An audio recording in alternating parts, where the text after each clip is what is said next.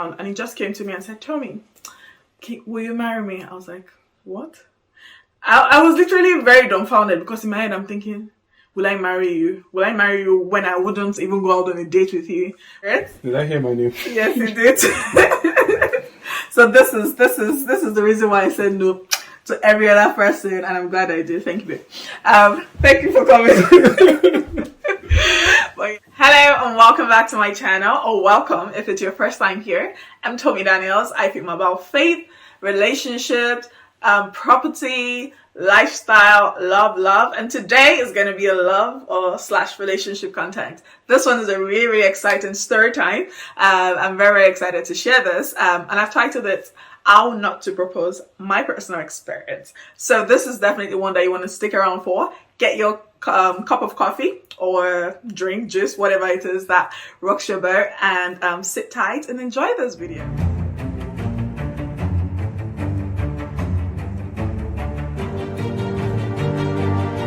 Okay, alright, before I go on, I did a poll on Instagram. If you're not following me on Instagram, please do. I'll put the name here or here somewhere. It's Tommy Lola, with an H.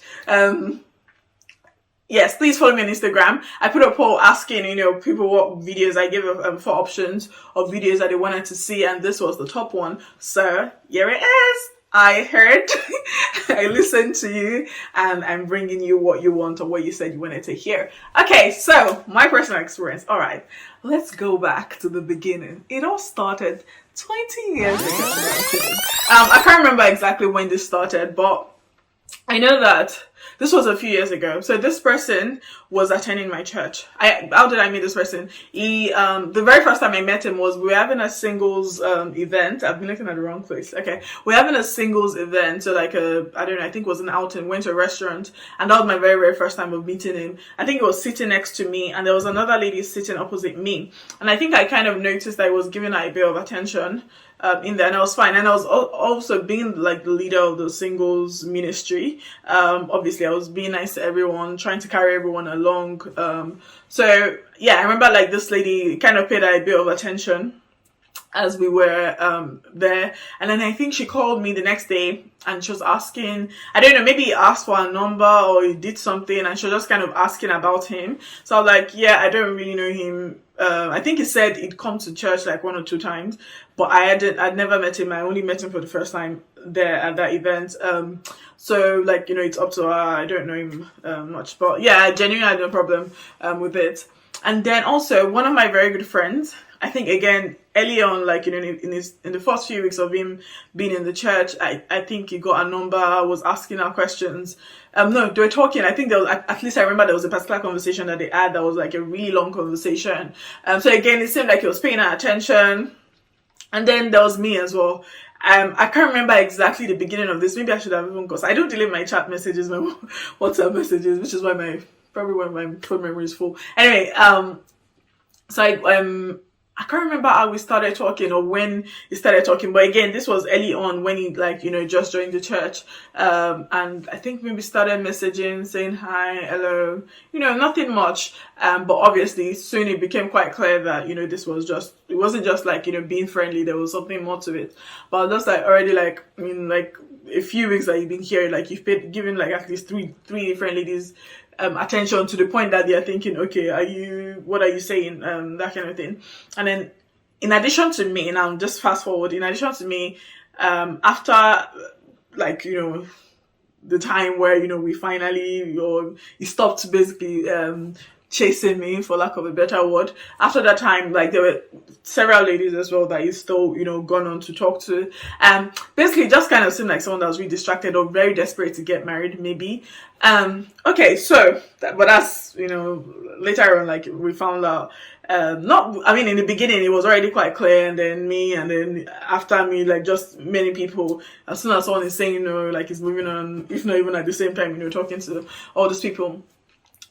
Okay, so when he was talking to me, actually, wait, at the beginning as well, because of all these people were talking to me, pastor found out and called him and said, what's going on? Like, you're talking to all these ladies. What's up? What's going on there? And I was like, oh, no. Like, he's just being friendly, that there's nothing, that it was just me that he was interested in.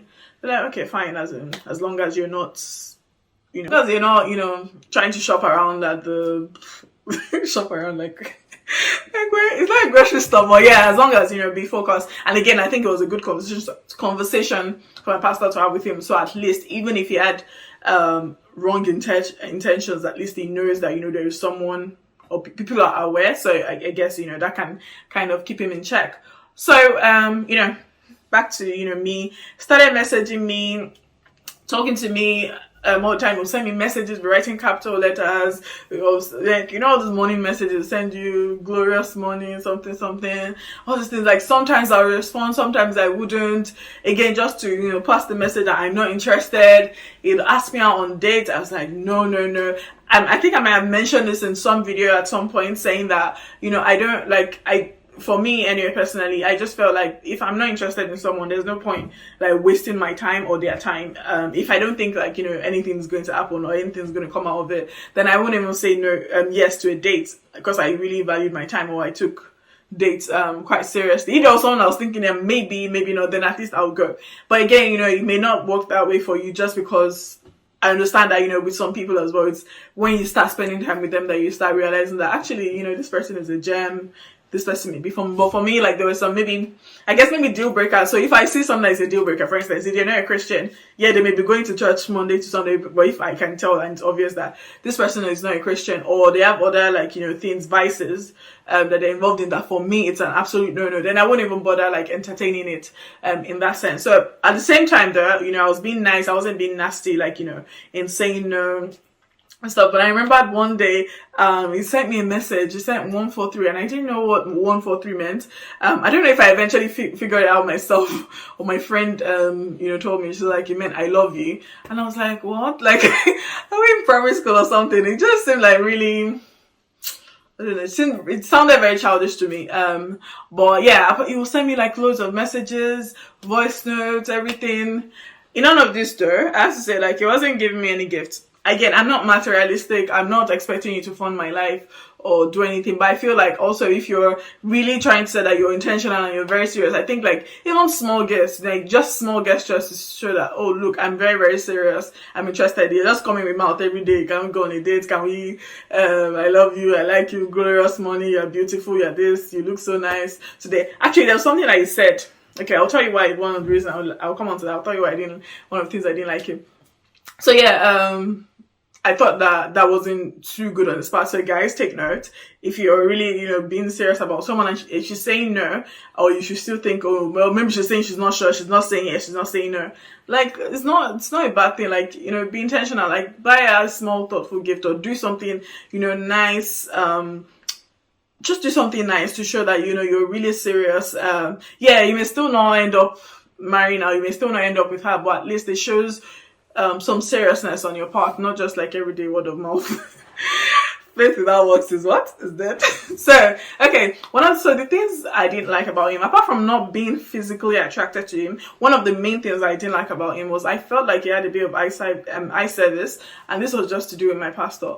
Like, anytime my pastor is preaching, like, he was very expressive, extremely expressive in how he was responding to the message. And there's nothing wrong with that. People respond differently. Same way that maybe when people are praying, some people will pray quietly, some people would shout, some people need to run around. And there's nothing wrong with that. Absolutely nothing wrong. There's freedom of expression and worship, right? But I just felt like when it was with my pastor, it was different. Like it just seemed like it was anytime it's my pastor that is preaching or doing anything, he must just go overboard, in my opinion, with how he was responding to what he was saying, and he wasn't really doing it to other people, well, not often anyway. So I felt like, he was just trying to be noticed. And then I remember one time he said something because I was quite still ish. I used to do a lot of things in church, right? So I was really given to the service, to the work of God. So I used to do different things. So one time I was oh, it looks like, then he told me something oh, it seems the church revolves around you or something like that. I was no, please, it doesn't revolve around me. And I kind of just got the impression that he wanted us to, he felt okay, I'm one of the leaders in church, right? So it seemed like he liked the fact that I was a leader in church, and he felt like also like would be like a power couple, kind of. I just got those vibes from him. Obviously, it's not like he ever said this, but I just got that impression that it was all about. And I just imagine like being in church with him, and then during service, I'll still be shouting like that. I just really couldn't imagine being like that. But yeah, that was one of the things that he made that statement that day, and I just thought that no, that was a very wrong mindset. And yeah, I just didn't like it. Like, imagine if I wasn't even thinking about that, and then he said that, and I just let it get into my spirit. And like, when I mean that, I'm talking about when he said like the church revolves around me, and the next thing I'm getting proud and feeling like, yes, if I'm not here, nothing happens. Like, there's no one that is indispensable. So anyway, so all of this, carried on for well over a year, like constant just no from me. Like, I can't remember, like, I'm trying to think about like messages sent, but I remember one particular time. So fast forward to when I started dating Shay. Again, it was still in the initial stages, to be honest. All our relationship was was a very short one. So he sent me a message, a voice note, again, like just expressing how he feels and wanting to be with me and all that. Yeah, I sent this message about just wanting to be with me, how he loves me. Maybe I can't remember all the things he said, and I was just like, no, I'm sorry, but also I'm in a relationship. And then that was really the end. I think I was at that point that he stopped, thankfully. But okay, now let's come to the proposal part. You may be wondering, like, you're never together, so where exactly will the proposal have come in here? And that's why I said, how not to propose. Proposing to someone that is not even agreeing to go on a date with you, is not even giving you the time of day, and then you come in with proposal. But let me tell you how it happened. So my pastor preached a message one day about, like, I think it was about courage, about like, when they've said no, go back and, just go back there, knock again. This kind of message that you just hear and you yourself in ginger, you're like, yes, I'm going to take it by force. All those kind of things. That's a very valid message, but you need to know how it applies to you, how to apply it to your own life. And then it came to me after church. By this time, church was beginning to empty out. So people were there, but not so many people around. And he just came to me and said, tell me, will you marry me? I was like, what? I was literally very dumbfounded, because in my head I'm thinking, will I marry you? Will I marry you when I wouldn't even go out on a date with you? Will I marry you when I wouldn't even respond to your text messages, your WhatsApp messages? I wouldn't respond to all your calls. You came without any ring. It wasn't even on one knee, which thankfully it wasn't, because it would have been quite embarrassing, or a lot more embarrassing for me, because like I said, it was church was emptying out, so not a lot of people were there, but at least some people were there. But I don't think anyone noticed, well, not to my knowledge anyway. And then just said, we might. I can't remember what I said. I was just like, I don't know, but I think I just said like, please, doesn't just stop or something like that. I can't remember.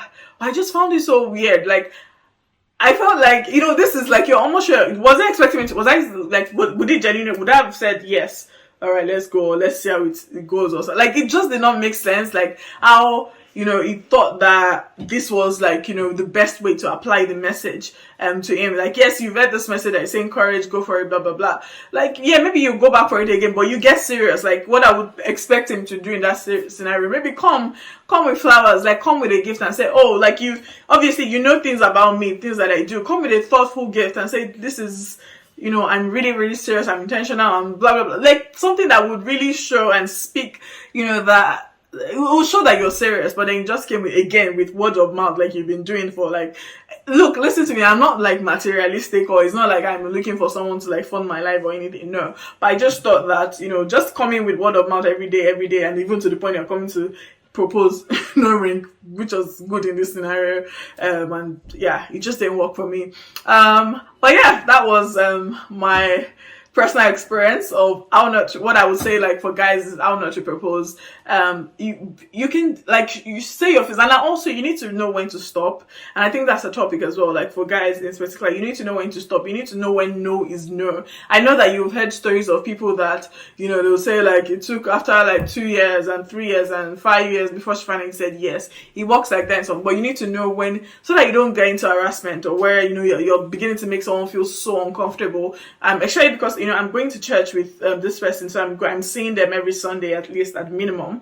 You need to know, where to draw the line. And again, it's so important to be connected to God. If God is telling you that, God constantly is telling that that's your wife, that's your wife. You need to go back to God and say, God, look, she's not listening. But also this person that already seemed like they were not focused before they spoke to me, or as they were speaking to me, they had spoken to two people. There were many other ladies that were saying, oh, like you tried, you talked to them, younger, older, anyone, like it's like it just seemed like he was really desperate to get married. And it was, you just knew that this person wasn't right. Because even if I liked him, or maybe not me, so after me, like the few ladies I went afterwards, if they liked him, it probably would be very difficult for them to say yes, because there's just a few people that already like in the same community. And I guess this is why also some people don't like to date in church.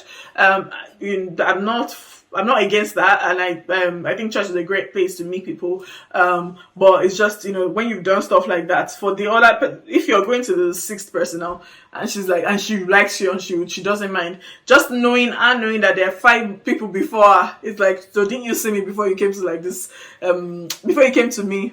But yeah, that was my personal experience.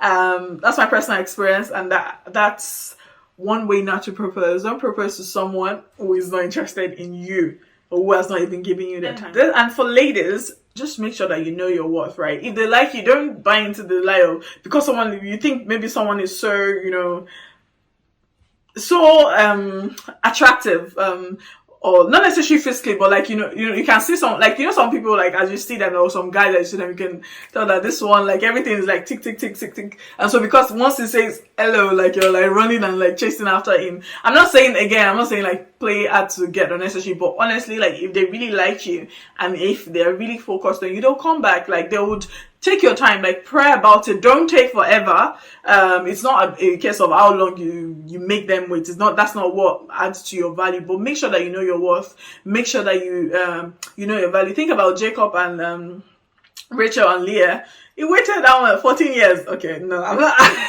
it was not his intention, but the point was that you could tell that this was someone that was so intentional about having Rachel, and even if he was strict, it was like, yep, I'm ready to serve an extra 7 years just to have this person. You're worth much more than that. Okay, so don't settle for less, but also don't play unnecessarily hard to get, and also don't be sending mixed signals. I think it's unfair, because some ladies, they're saying no with their mouth, but all of their actions are saying yes. You're collecting the gifts, you're going on the date, you're everything, you're calling the person, you're dumping all your issues on them, expecting them to help you and do all of that.